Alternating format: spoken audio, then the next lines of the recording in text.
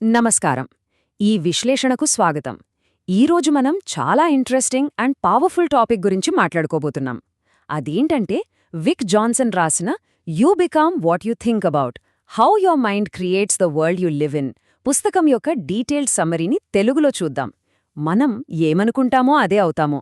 వినడానికి చాలా సింపుల్గా అనిపిస్తుంది కదూ, కానీ ఇది మన లైఫ్నే మార్చేయగల ఒక అద్భుతమైన సూత్రం. అసలు దీని వెనుకున్న సైన్స్ ఏంటి అనేది ఇప్పుడు డీకోడ్ చేద్దాం. ఓకే, ఒకసారి ఈ టాపిక్లోకి డైవ్ చేద్దాం.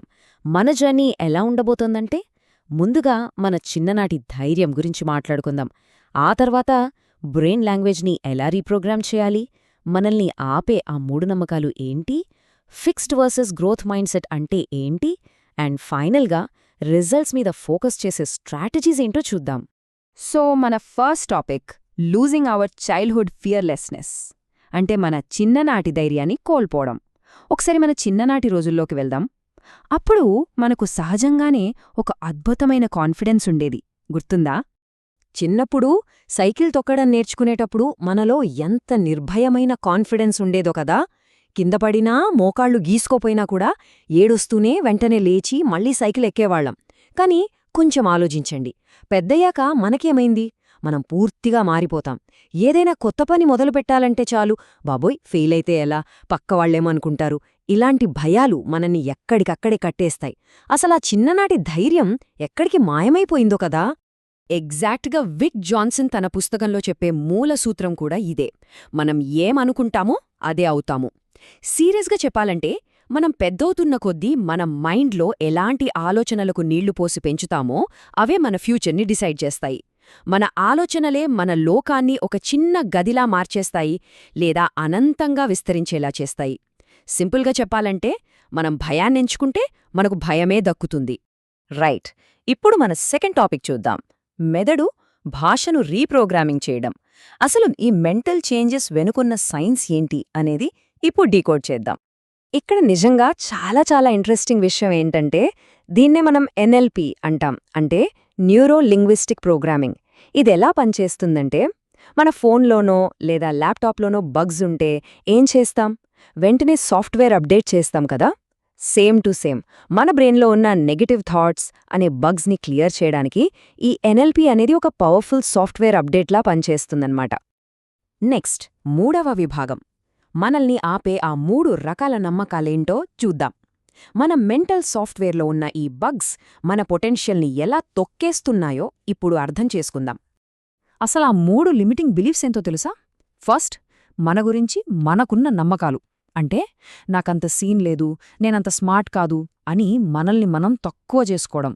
ఇక సెకండ్ది ఇతరుల గురించి. అబ్బా, ఎవ్వర్ని నమ్మకూడదురా బాబూ అని ముందుగానే ఒక జడ్జ్మెంట్కొచ్చేయడం. మూడోది ఈ ప్రపంచం గురించి. ఈ లోకమే దరిద్రం, ఇక్కడ మనకెప్పుడూ అన్యాయమే జరుగుతుంది అని ఫిక్స్ అయిపోవడం. చూసారా, ఇలా మనకు మనమే ఒక పెద్ద గిరిగీసుకుని అందులో లాక్ అయిపోతున్నాం. సో ఇక్కడ మీరు గుర్తుపెట్టుకోవాల్సిన క్రూషియల్ పాయింట్ ఏంటంటే, మనల్ని ఆపే ఈ గుడ్డి నమ్మకాలు మన లైఫ్లో ఒక పవర్ఫుల్ సెల్ఫ్ ఫుల్ఫిల్లింగ్ ప్రాఫెసీలా పనిచేస్తాయి.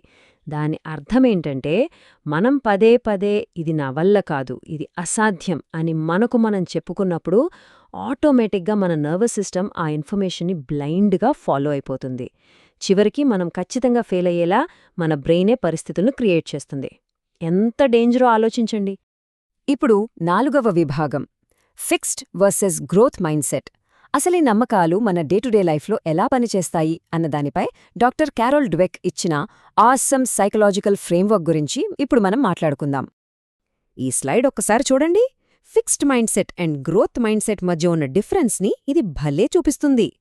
ఫిక్స్డ్ మైండ్ సెట్ ఉన్నవాళ్లేమనుకుంటారంటే, టాలెంట్ అనేది పుట్టుకతోనే రావాలి, ఒకసారి ఫెయిల్ అయితే ఇక అంతే సంగతులు అని భయపడిపోతారు.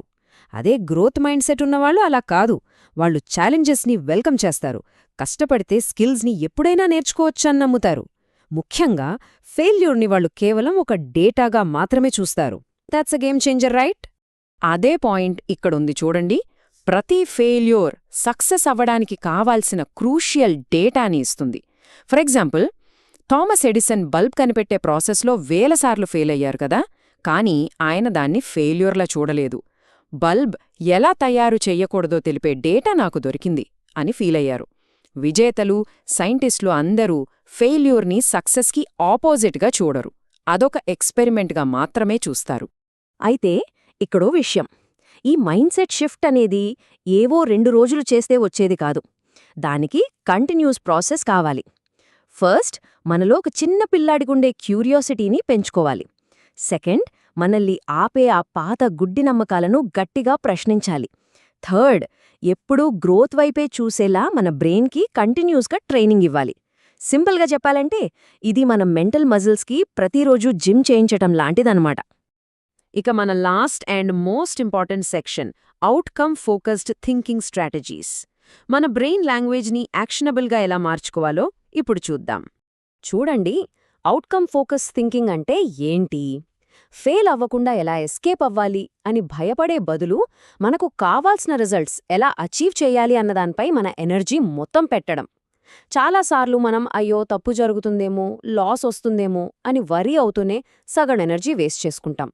దాంతో మన అసలు గోల్ మీద ఫోకస్ చేయడమే మర్చిపోతాం కదా. మరి ఈ థింకింగ్ని ప్రాక్టికల్గా ఎలా అప్లై చేయాలి? Very simple. ఫస్ట్, మీకు ఎలాంటి రిజల్ట్ కావాలి అన్నది క్రిస్టల్ క్లియర్గా డిఫైన్ చేసుకోండి. సెకండ్, ఆ దారిలో వచ్చే ప్రాబ్లమ్స్ని ముందుగానే యాంటిసిపేట్ చేయండి. అండ్ థర్డ్, ఈ అడ్డంకిని దాటి నాకు కావాల్సిన రిజల్ట్ ఎలా తెచ్చుకోవాలి అని కంటిన్యూస్గా ప్రశ్నించుకోండి. ఎప్పుడైతే మనం ఇలా అడగడం స్టార్ట్ చేస్తామో మన బ్రెయిన్ ఆటోమేటిక్గా సొల్యూషన్స్ వెతకడం మొదలుపెడుతుంది. ఈ 2 సెంటెన్సెస్ ఒకసారి గమనించండి. అవాయిడెన్స్ థింకింగ్ ఉన్నప్పుడు మన ఆలోచన ఎలా ఉంటుందంటే, నేను ఫెయిల్ కాకూడదు, నా డబ్బులు పోకూడదు అని నెగటివ్ యాంగిల్లో భయపడుతుంటాం. అదే దాన్ని అవుట్కమ్ ఫోకస్ వైపు మార్చామనుకోండి, నేను సక్సెస్ అవడానికి కావలసిన స్కిల్స్ నేర్చుకుంటున్నాను అని పాజిటివ్గా, యాక్షన్ ఓరియంటెడ్గా మారతాం.